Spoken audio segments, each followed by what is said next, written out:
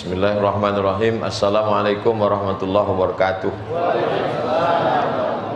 Saya seorang pedagang makanan. Bolehkah melayani pelanggan laki-laki untuk makan minum pada satu waktu Jumat? Dan apa hukumnya Pak Ustadz? Tidak sah jual beli ketika sudah azan masuk waktu Jumat sampai selesai sholat Jumat. Jadi kenapa laki-laki ini sampai tak sholat Jumat? Man tarakal jum'ata salasa marratin, siapa yang meninggalkan sholat Jumat 3 kali tahawunan karena menyepelekan sholat Jumat, taba'allahu ala qalbi, Allah mengunci hatinya. Azab yang paling mengerikan adalah hati terkunci. Khatamallahu ala qulubihim wa ala sam'ihim wa ala absarihim. Hati terkunci, talingo tersumbat, mata tertutup. Summum bukmun umyun, pokak, tuli, bisu, buto. Azab di atas azab. Jadi yang punya rumah makan tulis besar-besar di situ. Hari Jumat dari sejak azan sampai selesai sholat Jumat dilarang masuk. Karena kalau ibu ini melarang, segan dia. Laki-laki ini balik berakal sehat, maka dia sholat Jumat. Nah, habis waktu.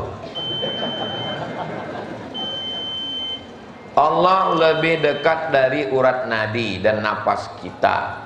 Allah lebih dekat dari semua itu. Sebelum kita bicara, Allah lebih tahu sebelum kita jalankan. Itu ayat Quran. Wa nahnu aqrabu ilaihi min hablil warid. Kami lebih dekat dari urat nadi. Wa nahnu khalaqnahum, kami yang menciptakan mereka. Wa na'lamu ma tuwaswisu bihi nafsuh, kami tahu apa yang berbisik-bisik dalam hatinya. Bila terlintas di hatimu ingin berzina. Untung masjid, kalau luar masjid sudah selesai kita nyanyikan. Mengapa harus berdoa dan meminta Pak Ustadz? Allah kan tahu apa yang dalam hati. Mengapa kita mesti berdoa? Ini yang menulis nih, dia nih tak pernah berdoa. Dia tak pernah berdoa. Pas ditanya, kau tak pernah berdoa? Enggak. Kenapa tak berdoa? Karena kau tahu yang ku mau. Kenapa kita berdoa? Yang pertama, qul in kuntum tuhibbunallah, kalau kau cinta kepada Allah, fattabi'uni, ikuti aku. Siapa aku di situ? Nabi Muhammad. Nabi Muhammad berdoa waktu malam perang Badar, diangkatnya tangannya dari tahajud sampai subuh. Nabi berdoa mengangkat tangan. Itulah mengapa kita berdoa, karena mengikut Nabi Muhammad Sallallahu Alaihi Wasallam. Pertanyaan ini cerdas. Ini pertanyaan ini bergizi, berkualitas. Nah, logika akal. Allah kan tahu apa yang di dalam. Ya. Kalau Allah tahu yang di dalam, kenapa kita berdoa? Karena bukan Allahnya yang jadi masalah, ini kan kitanya. Allah tak ada masalah, kita yang bermasalah. Kita kurang yakin, kita yakinkan diri kita. Ya Allah, kabulkanlah ya Allah. Makanya orang yang berdoa itu menunjukkan kesungguhannya. Ud'u rabbakum tadarru'an wa khufyah. Berdoalah engkau dengan sikap merendahkan diri, wa khufyah, dengan suara yang lirih. Nabi kalau berdoa mengangkat tangan, waktu sedang khutbah diangkatnya tangan, orang yang di bawah itu menengok putih ketiaknya, artinya tangannya diangkat. Makanya saya heran kali kalau ada orang berdoa, tangannya di paha, kepala matanya sambil nengok-nengok. Kau berdoa, apa tersapu kawan kau? Berdoa itu khusyuk, berdoa, ya Allah, ya Allah. Berdoa. Bukan masalah Allahnya, Allah tahu, tapi masalah kitanya. Sama macam seorang istri bertanya ke suaminya, abang cinta sama aku? Kalau tak cinta, takkan ku nikahi kau, ku batang ke bapakmu. Rumah yang ku bangun di mobil ini kan bukti cintaku. Aku tak percaya bang sebelum kau bercakap. Speak up dong katanya. Lalu si lakinya itu bilang jutaime gitu. Jutaime itu artinya aku cinta padamu, bahasa Perancis. Bahasa Maghribi. Apakah ada wajib zakat pada lahan kelapa sawit jika uang belinya masih pinjam di bank dan nilainya sudah mencapai haul? Punya tapak rumah harga tapak rumah semeter di daerah sini 2 juta. Lalu kemudian harga tapak rumahnya itu 3 miliar. Adakah zakatnya? Tak ada. Punya mobil, harga mobilnya 2 miliar, tak ada zakatnya. Punya tapak sawit, tak ada zakatnya. Sawitnya berbuah dan mengeluarkan hasil, hasilnya dizakati. Berapa zakatnya? Kalau dikiaskannya kepada tanaman, maka zakatnya kalau pakai tada hujan 10%, kalau pakai irigasi 5% potong biaya operasional. Kalau dikiaskannya kepada zakat perniagaan 2,5%. Itulah mengapa sebagian orang yang bersawit nih, aku keluarkanlah 5%. Kenapa? Karena ini kan seperti tanaman. Kau, aku seperti dagang, maka 2,5%. Kau, aku bingung, sampai sekarang belum berzakat lagi. Keluarkan, pilih antara 2,5% atau 5%. Mau 10, bagus. Lebihnya itu terhitung sebagai sedekah. Apa hukumnya meminjam uang dengan gadai surat berharga atau BPKB kendaraan? Pinjam duit 1 juta, bayar 1.100.000. Pinjam 100 juta, bayar 110. Apa namanya itu? Riba. Orang yang makan riba, limo. Pertama, la yaqumu illa kama yaqumu alladhi yataqabbathu syaitanu minal mas. Bangkit dari kubur, nanti di akhirat bangkit dari kubur macam bangkit dari kerasukan setan. Kalau nampak nanti orang kerasukan setan waktu bangkit dari kubur sempoyongan macam ini yang meletakkan BPKB potong. Kedua, duit riba dibelikan ke nasi, dimakan, lidah kena duit riba, doa tak dikabulkan Allah, mat'amuhu haram, karena lidah makan haram. Kasihlah aku anak yang soleh, lidah makan haram, tak dikabulkan Allah. Tiga, masuk ke badan menjadi darah daging. Ayyuma lahmin nabata min aramin, tumbuh dari yang haram, fannaru aula bih, tempatnya api neraka. Berat kau 50 kilo, yang halal cuma 10 kilo, yang 40 haram, diobok-obok dalam neraka, habis hancur terbakar baru masuk surga. 4, nasiyatin kadzibatin khati'ah, ubun-ubun pembuat dosa. Yang berdosa kan mata. Kenapa pula ubun-ubun? Karena sepiring mangkok katupek gulai paku dibeli dari duit riba haram, berubah menjadi setetes darah, masuk ke dalam jantung, dari jantung menyembur naik ke otak. Dari otak inilah memerintahkan ke mata, otak memerintah ke telinga, jangan kasih anak makan riba karena otaknya hitam, haram, mau berbuat dosa-dosa. Saya heran saya nengok kawan saya nih Pak Ustadz, cerita sama dia 5 menit. Menit yang pertama itu ada yang halal, dia habis itu haram aja. Nah, itulah otak-otak haram. Yang kelima, kalau sudah tidur malam, tidurnya jam 9, jam 10, tak terbangun sholat tahajud, bukan salah jam, bukan salah mata, tapi gara-gara makan haram, dicabut Allah satu nikmat. Nikmat apa? Nikmat sholat malam. Dicabut Allah nikmat, tak terasa lagi nikmatnya. Nikmat makanan tercabut. Ada yang lebih menyakitkan, tak terasa lagi nikmat sholat. Nauzubillah. Apa hukum khitan untuk anak perempuan? Mazhab Syafi'i wajib. Anak saya laki-laki, tapi anak perempuan keponakan jamaah saya suruh, dokter tak mau mengkhitan Pak Ustadz. Ya, karena dilarang PBB. PBB ini semua diurusnya. Tujuannya untuk apa? Kata Nabi kepada tukang khitan di Madinah, kau potong tapi jangan banyak-banyak, karena kalau banyak nanti dia jadi frigid, hilang nafsu seksualnya. Tapi kalau tak dipotong maka dia menambah libido seksual. Di zaman sekarang makanannya, tontonannya, pergaulannya kalau dia tak disunat macam kuda liar dia nanti. Nah, oleh sebab itu maka anak perempuan dikhitan. Bagi yang anaknya belum lahir, mau lahir, khitan. Yang sudah tak usah dikhitan lagi, karena khawatir pendarahan, blooding, nauzubillah, nauzubillah. Nah ini tanyakan, cari bidan kampung yang bisa mengkhitan. Saya seorang ibu punya 3 orang anak laki-laki. Saya sedih melihat anak saya yang tidak konsisten melaksanakan ibadah sholat. Kadang sholat, kadang tak sholat. Saya mohon doanya Ustadz, mendoakan anak saya. Selama ibu masih takut, selama ibu masih risau, dan mulut ibu tak berhenti merepet, kau sedang di mana, pulang jam berapa, duit kemana, motor mana, kunci mana, kenapa kau tak sembahyang, insya Allah anak itu akan selamat. Tapi selama ibu udah diam, anak ibu tak sembahyang, biarlah, kiamat sudah terjadi. Ibu-ibu mesti siap merepet. Ibu-ibu siap merepet? Lanjutkan. Kalau perlu bukan cuma anak nih, laki nih juga direpet. Abang di mana, pulang jam berapa, duit kemana-mana, jangan buka cabang. Selamat. Bapak-bapak yang direpet ibu-ibu ini, sabar Pak. Kenapa? Berarti bapak sudah bertemu dengan bidadari surga di dunia. Bapak yang selalu direpet, ditanya kemana, pulang jam berapa, duit kemana, takut ini, jangan sampai dilarikan pelakor, itu berarti bapak merasa, aku udah azab Pak Ustadz. Tenang, nanti di kubur bapak sudah tak kena azab kubur lagi.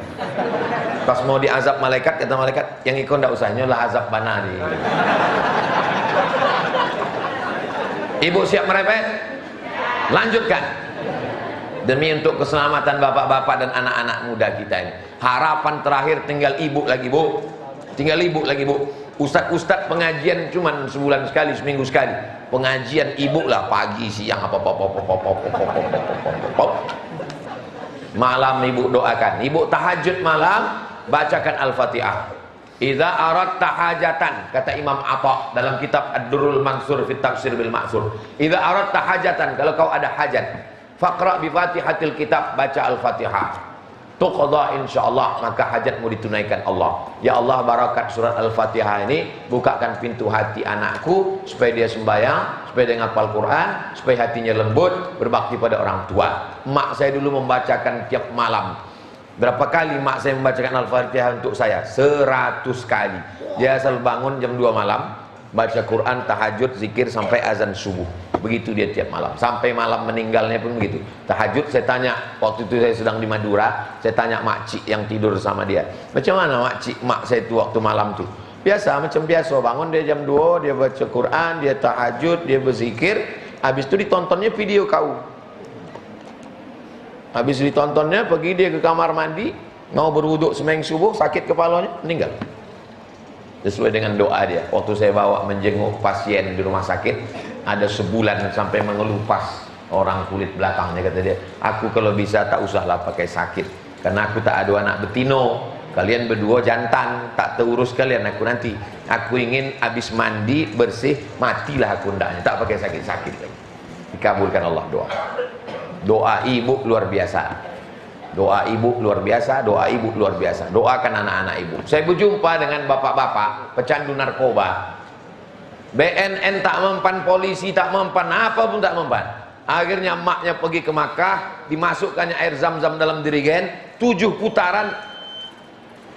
Sebentar lagi. 7 putaran, doanya tak ada lain. Sehatkan anakku dari narkoba, sehatkan anakku dari narkoba, sehatkan anakku dari narkoba, sehatkan narkoba. Selesai itu balik, dia dipanggilnya anaknya. Kau sudah kudoakan 7 putarannya air zam-zamnya, kau minum. Sehat. Doa ibu luar biasa. Doakan anak ibu. Jangan panggil dia dengan sebutan yang tak baik. Anak setan, jangan. Panggil dia dengan baik. Ya anakku, penghuni surga Jannatul Firdaus. Kalau kita sudah siap menikah dan ada wanita yang ingin kita nikahi, selesai, apa lagi? Yang bahaya tuh kita nikah orang tak mau. Namanya cinta kelapa. Awak cinta orang tak apa-apa. Atau ada perempuannya ada, duit ada, awak pula tak berselera. Ini pun ngeri juga ini. Kalau kita udah siap nikah, ya, wanita yang ingin kita nikahi pun ada, mantap. Tapi orang tua tak mengizinkan. Bagaimana cara kita menanggapinya Pak Ustadz? Undang Ustadz Alnof, acara pengajian, judulnya dosa orang tua menghalangi anak nikah. Nanti biar disiapkan Ustadz Alnof. Bapak-bapak, ibu-ibu yang membiarkan anaknya pacaran, tak nikah-nikah, maka dosanya mengalir setiap hari. Siap masuk neraka jahanam. Nanti Ustaz Al-Haq akan membacakan dalil-dalil. Kami pun semua akan mendoakan supaya orang tuamu terbuka pintu hatinya, dan belum insya Allah tak berakhir sebelum bulan Ramadan sudah menikah insya Allah. Amin.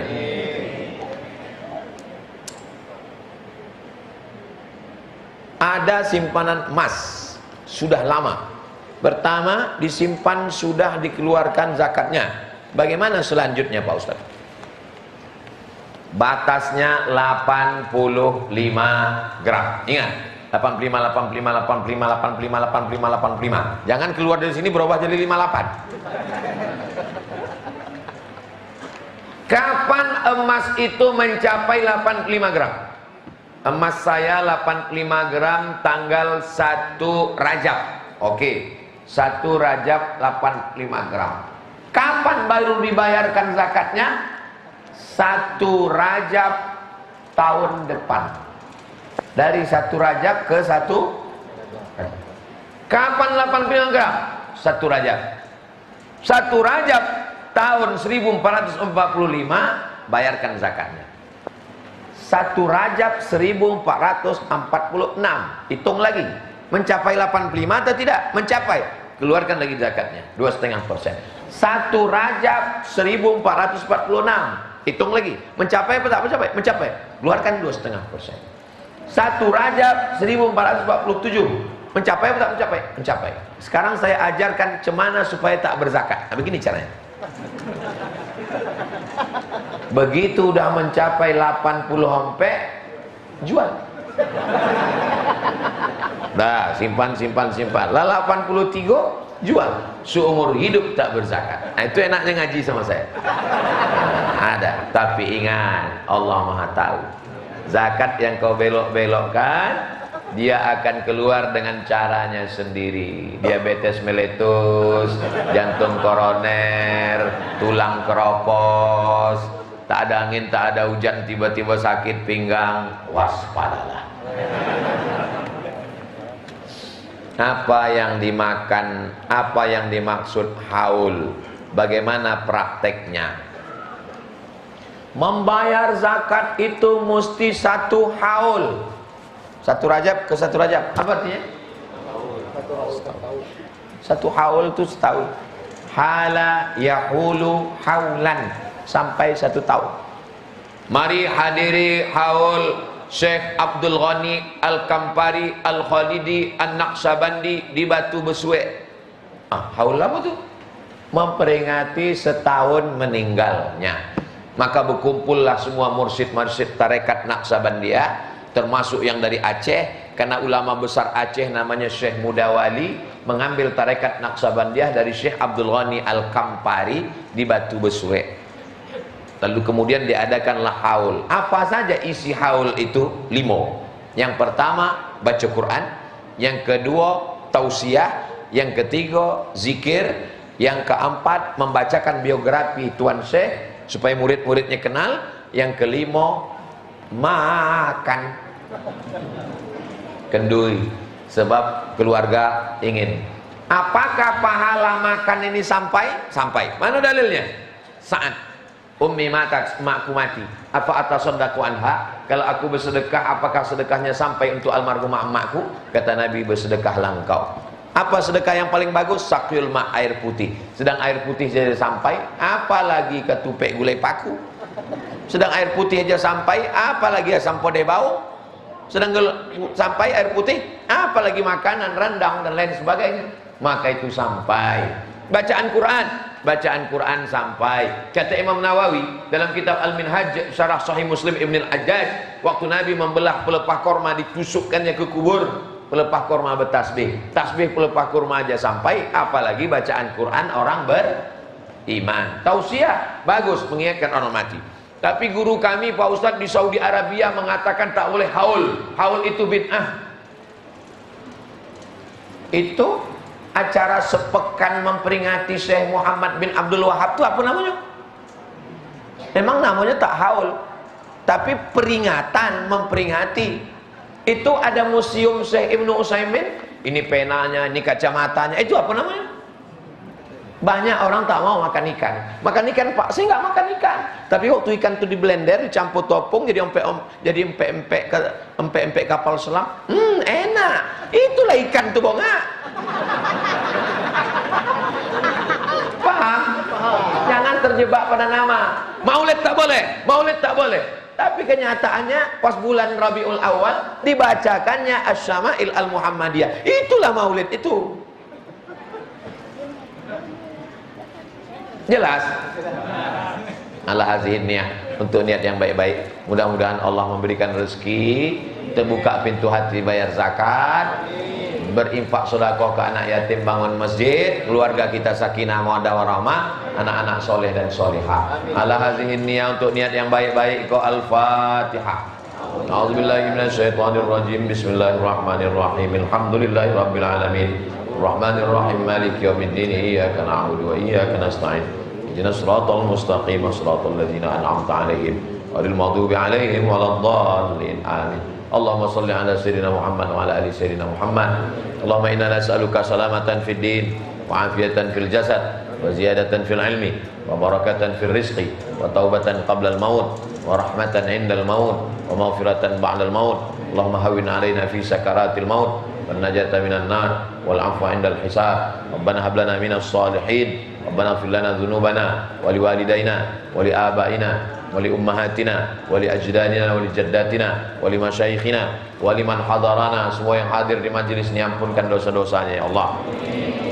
Rabbana atina fid dunya hasanah wa fil akhirati hasanah wa qina adzabannar. Wa sallallahu ala sayyidina Muhammad wa ala alihi washabbihi wasallam. Walhamdulillahi rabbil alamin. Taqabbalallahu minkum wa minkum taqabbal ya karim. Terima kasih segala perhatian. Mohon maaf segala kesilapan dan kekhilapan. Aku qouli hadza astaghfirullah li wa lakum.